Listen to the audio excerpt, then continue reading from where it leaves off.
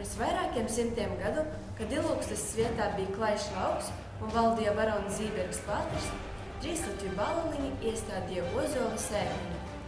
Gadiem ejot, šī sēkla dīga un attīstījās, līdz izauga par lielu un spēcīgu koku.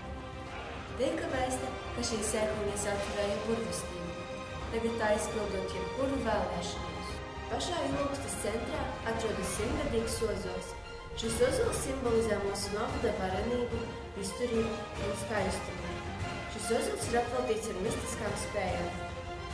Mani klases biedri mēdz sarunāties ar veco ozolu, kuram uzdodot jautājumus tiek sajusta atbilde.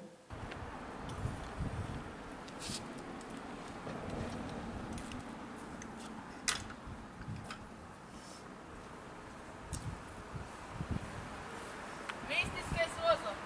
Pasaki, Ulu, cik man rīt būs matemātikas kontrole?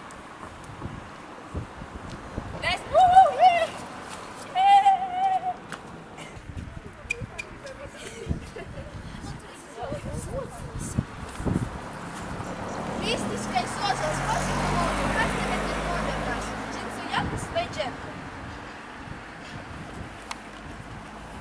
Džemperi, es taču to teicu.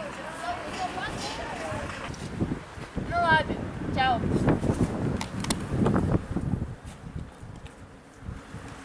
Mistiskais ozols, saki man tā, ar ko man vajag traucēties, ar Franku vai Staņislavu?